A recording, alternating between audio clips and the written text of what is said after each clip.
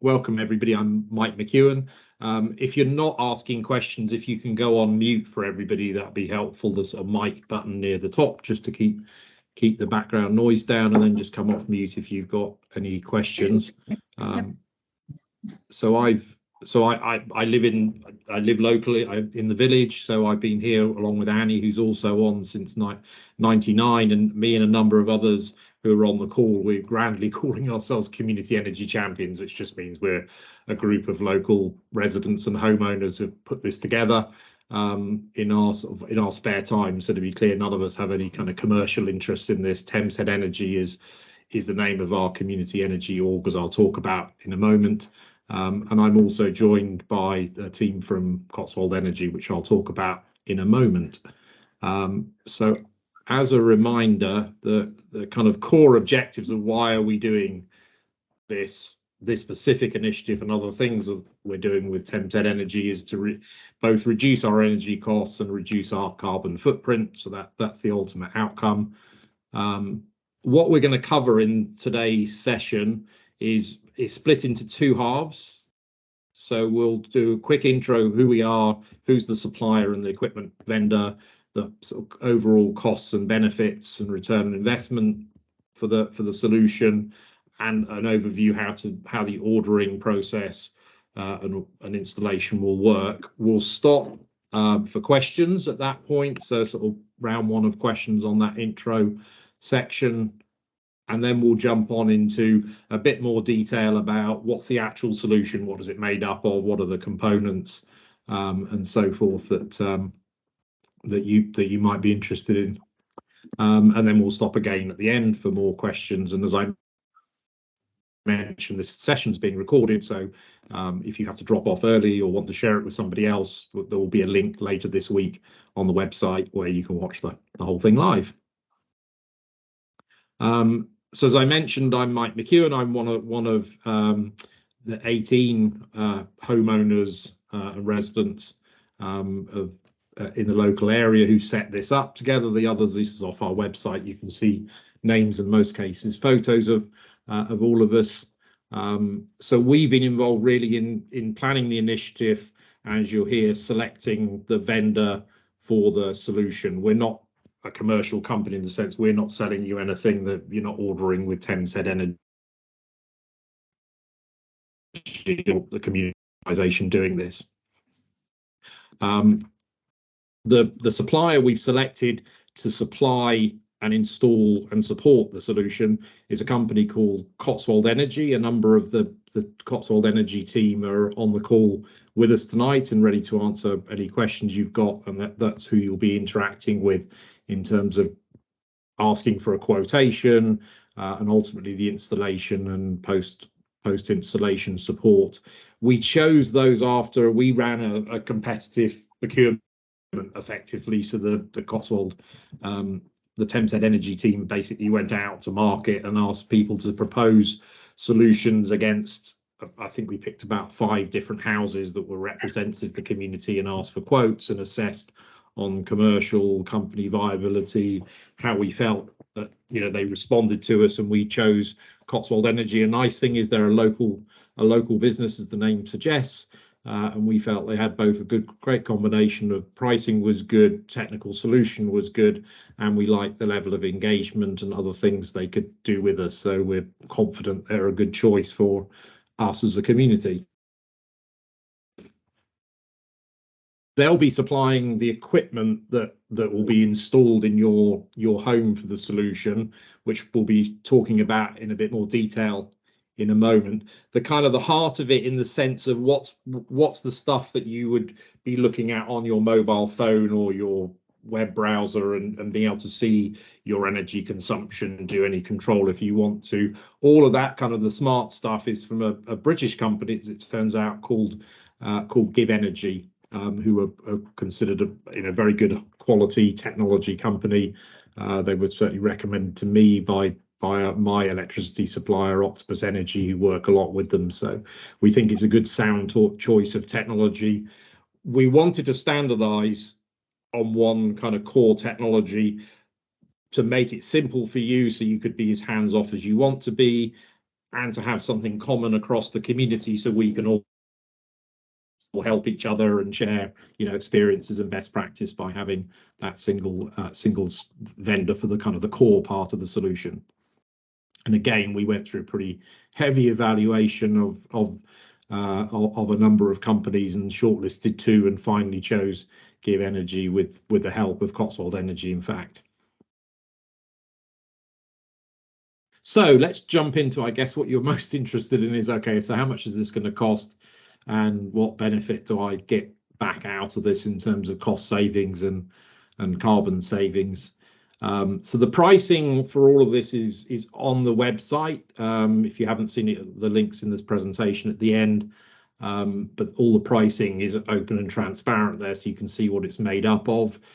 What I've shown on the left is 3 example systems, typical ones. So one is solar only, 4 kilowatts, which is about 10 panels on your roof, a pretty standard size solar, and that all in, so that's the equipment, the installation, and so forth, comes to about £7,000. And then a sort of middle option, assuming you added a sort of fairly middle of the range 5 kilowatt battery, which we'll talk about why you might want to install a battery in a moment, that would take the whole thing to a total of about 10,000, so another 3 on top. And then if you had a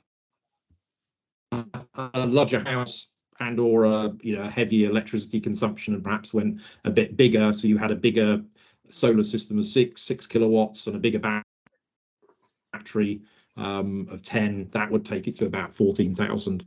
What you will get from Cotswold Energy, and I'll explain the ordering in a moment, will be the price of what they propose that meets your specific requirements. And then on the right, before I finish that, in addition to getting a good price in the overall solution, we also got a volume discount agreement with Cotswold Energy. So they, off the final invoice, they will take off an additional amount depending on how many homes have ordered under the scheme. So if it's 20 houses, it's an additional 350 off. 40, it's 650, and if it's more than 80, it's 550 off at the time of the final invoice off the numbers that you've seen above. And if we'll also true that up at the end of the year. So if it turned out we pushed over a volume discount banner, but partway through the year, Cotswold Energy would give basically a cash refund of that bit of extra. What we wanted to make sure there wasn't, there's no reason for you to wait and see how many homes come up. There's no benefit to waiting particularly. On the right is the benefits, and this I've extracted. We asked Cotswold Energy for 5 quotes off 5 example real homes in the community, so that the quote that you will get will have this sort of information bespoke to your specific house. So this is one example. So in this case, which I think is fairly representative, the payback period, i.e., the cost minus the savings, will take about 7 to 8 years of payback before you've repaid the money. If you kind of do the maths on what's that as a return on investment, it's roughly equivalent to if you took that money and put it in the bank over the same number of years, you'd have to be earning about 14% interest rate to get that sort of same return on investment, which means even with quite high interest rates now, it's still a pretty good investment. Was that a question or just a bit of noise? No. Okay. And then on the other side of it, we said CO2 was our other savings. So sort of putting it into meaningful terms, that would be equivalent carbon savings of planting 58 trees in a year or not driving about 10,000 miles in a petrol car each year would be roughly the carbon savings that this example house would give you. I'm just going to find where the noise is coming from. There we go. Quieten it off. A second. So I'm just looking for where the other noise is coming from. Mike, it's Ryan here. It might be Pam Armstrong, who's not on mute. Okay, I'm trying to All attendees, just give me a second. I'm just looking at my other screen. You'll be able to control and mute. Yeah, I'll just find it. There we go. Thanks, Ryan. Mute participant. Yeah, that's it. Perfect. Thanks for the help on that. Yeah, so that's kind of the costs and the benefit at a high level. As I mentioned, the two things. One, you can dive into this in more detail on the website where we break it all down, and obviously the quote you'll get from Cotswold Energy will give you a very specific based on what's advised for you and what options you choose, specific to your home, because obviously everybody's a little different. And the question that obviously comes up is, okay, so are there, is there any financial support in either in the installation of this or on an ongoing basis? So good and bad news. The good news is there isn't so much as there used to be, and the reason for that is the cost of solar has dropped dramatically. So what's £7,000 now, probably 10 years ago would have been £18,000 for the same thing. So the costs have dropped dramatically. So sadly, the government doesn't support it as much as it used to. What we do get is everything is zero. Well, most of the things are zero VAT rated. So the solar panels, the inverters, all the labour of installation and the battery, as long as it's bought at the time of the solar, all get zero VAT rating.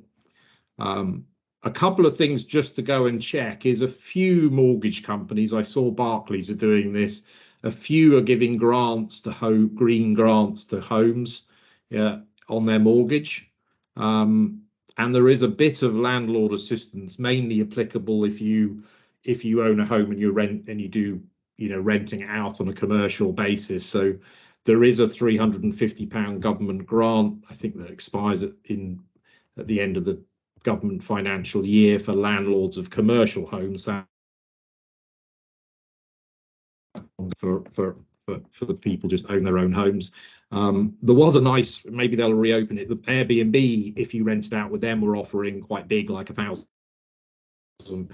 to £3,000 grants, but I just checked that and it says they're oversubscribed, so they're on a wait list at the moment. So, but if you do that, worth applying. The other part of it on the ongoing basis is you can sell if you have excess electricity, and as we'll talk about in a bit, it kind of makes sense to avoid having excess because you get more money for avoiding using the grid. But if you do have excess, you can sell it under what's called the government's Smart Export Guarantee scheme, which replaced the very generous feed-in tariff with a more commercial rate. So it's not great. It's only about, depends on what your electricity supplier who's buying it, but it's probably only about 5p per kilowatt hour. So fairly small. There are some better deals. I'm with Octopus Energy. They seem to have quite a generous outgoing tariff of sort of 3 times that, although you don't get off-peak electricity with it. So, and again, we can all kind of look at those options as a community to sort of maximize generation income. One point of note is, while you don't need a smart meter for solar in itself, if you're going to be selling your electricity, you do need a smart meter for the obvious reason that the person you're selling it to needs to know how much actually you've supplied. And those normally are obtainable from your electricity supplier, and they don't charge for those at all. So if you haven't got one, you can just ask them to install it. So the quoting part of this is pretty simple. So you email Thames Head at Cotswold.energy, so that goes to the Cotswold Energy team, as I mentioned, some of which are on the call today. They'll come back to you and ask you for some information about your home electricity usage. So good to go and log into your website of your electricity supplier and get usage information at the minimum, what your annual use is. And if you've got a smart meter, even better, because then it will tell you what usage you have at different times of the day. and they'll ask you about options. I think they'll ask you a few photos of things like places you want to install the equipment and your roof and the like, and they'll look at that and then give some advice on what they would propose in terms of what would be the most appropriate sizing of the system in terms of solar panels, battery size, and so on, with the goal of trying to maximize, the return on investment for you. Most cases, they probably won't need to survey houses for that. There might be a few that are more, if it's a bit more of a complex setup, that they want to come and survey. So there's no cost for any of the quoting, and from that, they'll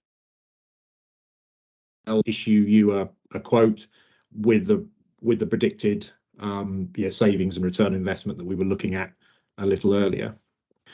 One thing to mention is if you're thinking of a heat pump to replace either your oil or gas in the future, worth mentioning it when you ask for your quote, because that would have an impact on your assumed electricity use. So it might suggest a larger system than you would otherwise. We're also would be keen to get you to register interest. Again, it's on the main web page with all the information on the scheme. We're just trying to assess how much interest there is in heat pumps. If there's enough, then we potentially could run a similar scheme to this for heat pumps, and maybe even do it at the same time. But honestly, we don't know if there's enough interest in the community to make that worthwhile. So just give us your input if you're interested. Again, it's just so we know whether you're interested. Is not a commitment. And clearly it would definitely save a lot of carbon if you care about your carbon footprint, as oil and gas are probably the biggest thing your home emits. Cost wise, is like complementary with the solar and batteries, because obviously that helps. It runs off electricity, so it would reduce your electricity costs. The two fit quite nicely together. So if you've got the quote, you've had the quote, you've decided you're happy to go ahead, you pick the options you want, which we'll talk about later. The ordering system is essentially you would pay a 25% of the quote would be paid as a deposit at that point to Cotswold Energy, which is the industry standard for this, and they would then order the equipment and start scheduling installation dates with you. That money is protected under a scheme called HIES, which is a kind of industry scheme that means in the unlikely event that Cotswold Energy ceases to trade, you'd get your money back. We did do some checking, obviously, when we were looking at accounts and things, so we think that's unlikely, but just for extra protection. If you want to be super careful, you can pay £101 on your credit card for the deposit, and consumer law rather handily covers the entire purchase up to, I think, £30,000, even though you're not paying the rest of it with your credit card. So you could do that as well as an additional bit of protection. Planning is not normally required. It's what's called a permissive development with solar. There are a few exceptions, which are principally if your house is listed, if you're in a conservation area, or if you have a flat roofed house, which some in Lower Mill are, where the solar panels will necessarily be higher than the line of the roof, then it will need planning permission from Cotswold District Council. I think they'll be pretty amenable. I mean, maybe if it's a listed building and they feel it's going to change the character, they might not. But in general, I've been speaking to them quite a lot about it, and they're kind of very supportive.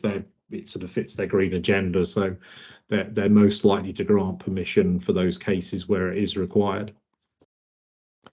For those of you who are on Lower Mill Estate, you know that there's also a requirement to get planning permission from Lower Mill Estate. They're also very supportive, so they've basically agreed a scheme with us where, rather than each of you individually applying and paying a fee and taking time, we'll bulk together all the plans for the different homes on LME, and we'll send them in bulk to Lower Mill for them to approve in one go. And as we'll talk about at the moment, we're being quite careful about making sure aesthetically it looks good.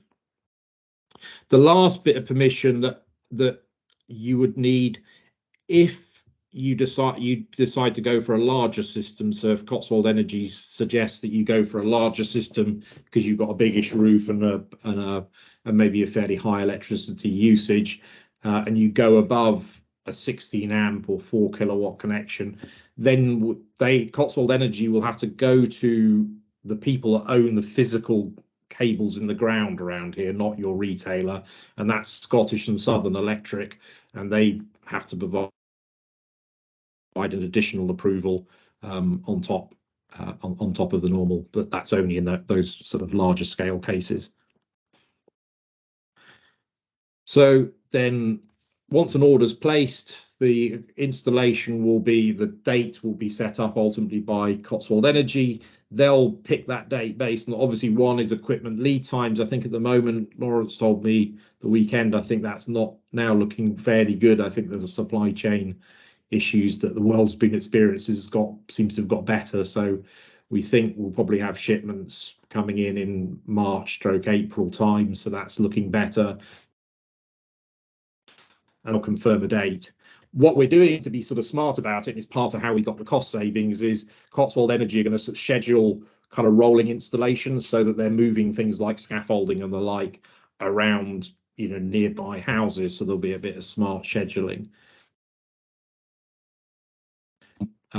And we'll, we think even with high uptake, we should be able to get everything done sort of before the summer, which I know is particularly for Lower Mill Estate is quite important because the estate gets pretty busy during the summer holidays. The installation itself will take a few days, vary up and down slightly depending on the sort of size and complexity of the install, and they will need access, to the house to connect in the electrics into things like your fuse box and the like, and there will be included in the price that I showed you, but there will be scaffolding that they'll need to put up to access the roof, of course. And all of that, I put the HEIS is also protected so that during that installation period, if anything happened, that's covered. And then post installation, once it's completed and you're satisfied, the sign off, you would pay the remaining 75% of the bill minus whatever the volume discount that was applying. So if 40 houses had placed orders by then, it would be, I think that's 350 off the bill would come in. And as I mentioned at the end of the year, if say we'd gone over the 80 threshold, I think then you'd be due another £100 back if that happened. And at that point, Cotswold Energy's installer warranty, which again is kind of industry standard, kicks in for 2 years and is also protected by HEIS in case of they cease to trade. It's still covered and somebody else under the scheme would take over, so it's pretty assured. After the installation warranty, the physical equipment itself has manufacturer warranties on it, and that varies a lot depending on what it is. So at the high end, you've got things like solar panels have a 25-year warranty because they're fairly simple piece of equipment. Things like EV chargers are more industry standard of 3 years, so it will vary. I think the batteries are 10. Again, all of that is on the website, and we kind of check that out to make sure everything we were choosing was sort of fairly standard for the industry for its component types. So that was a quick overview of the scheme, the ordering, the process. Before I go into a bit more on what the different components are and the options, any questions I'm happy to answer. And remember, you need to click to come off mute. If no one else is jumping in, Mike, Angus and Fiona here, got one or two questions. Yeah, no, fire away. Sorry? I said, yeah, fire away. Yeah. I've got a few, actually. I just preface it by saying that basically we're student landlords, so we've got a few solar setups in our family business. So sorry if I seem a bit picky about one or two things. It's because we've got some experience. So yeah, you're probably more experienced than me. I'm going to be a first-time buyer of solar myself. So Right. Anyway, first of all, thorough appreciation about what you've done here. That's a brilliant introduction to it all. Great. Well done. We're 8 Howellsmere, which is a little low building jutting out over the lake. It would sort of make sense for us, particularly if we could put in EV charging, but we're on an area of the estate where we would need to put in a driveway and parking at our house to make that all feasible. Have you looked into that? Yes, so Cotswold Energy, I'll cover it a little bit on the in some upcoming slides, but they will give you a quote. They've got a standard price for an on-house installation, and if it's digging and a post further away, they'll do that, but there'll obviously be a bespoke price depending on, you know, how much trench work needs to be dug and how far away. Mike, in our case, there's no parking anywhere near the house. So, yeah.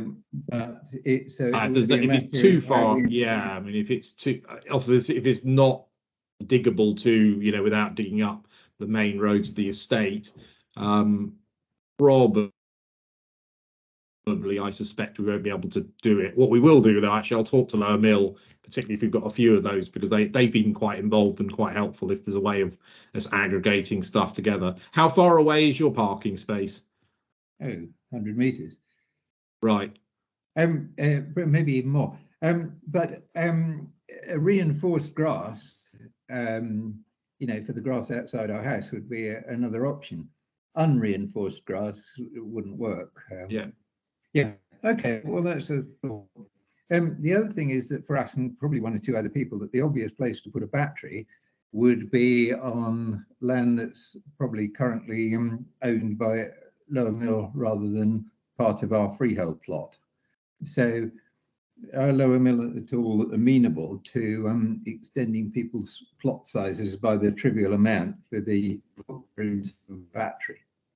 I guess we can but ask, so I'm happy to ask and see what they'd be willing to do. Is that just that it's on the side of the building that would be over the wall?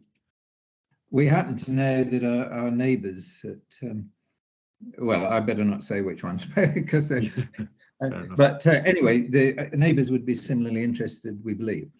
1 or 2 other particular questions.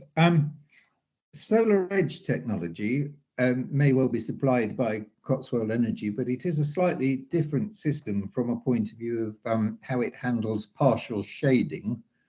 And if it hasn't been looked into, I think that needs to be looked into. And on some of our houses, sorry? Yeah, I'm going to cover that in a couple of minutes. You're quite right, the shading thing. So that will come up in a couple of slides. So yeah, definitely covered.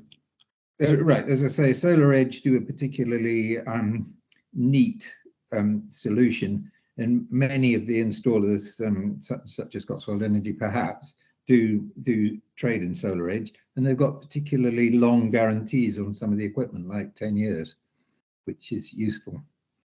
Have you heard of My Energy Eddy or other energy diverters? Yes, so we're using it'll actually be My Energy Eddy is the diverter, the solar diverter, which I'll talk about in a couple of slides time, because it's one of the few things that GivEnergy don't do is the diverter. So yeah, I'll be covering that. Right, because that'd be particularly useful. I mean, where you've got a hot water cylinder on the one hand, so spare energy definitely can be stored there, and where you've got a hot tub, so energy can usefully be used there. So that's something I think that overall needs to be considered.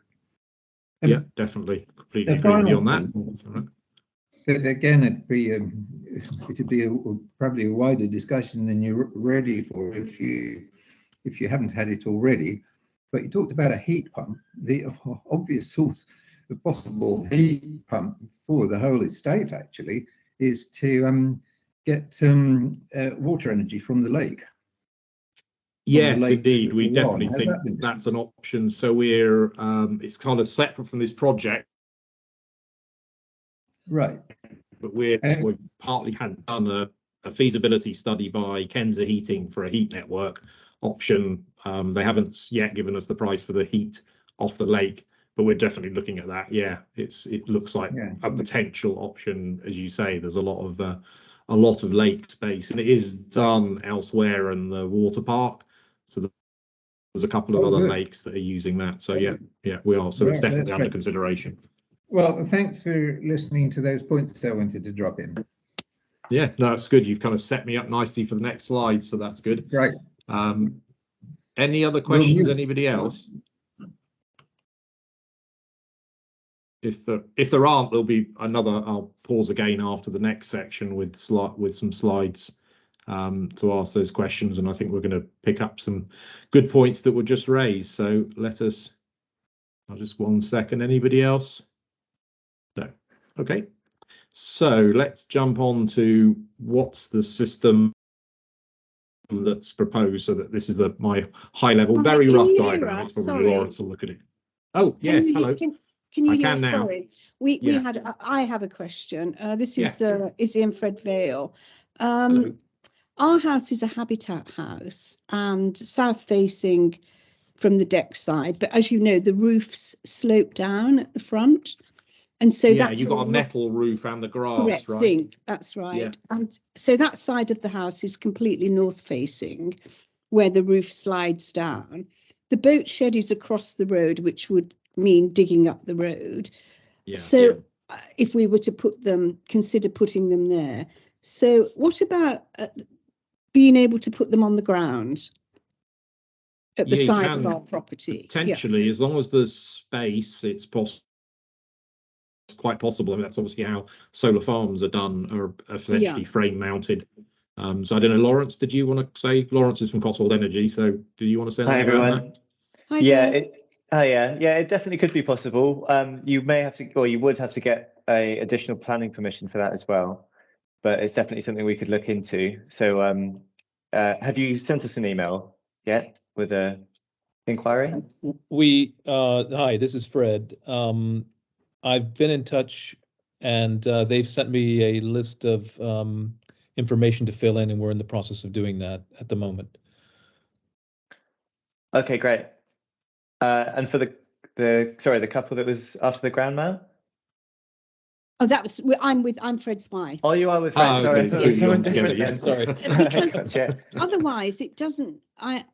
We'd have to consider putting them on the boat shed, which is across the road, and then as Mike was saying, that involves digging up the road and whatnot. The most sensible solution for us seems to be to put them at the side of the house, which on the south side, which gets a lot of sun, and that also gives very close access to the heat pump.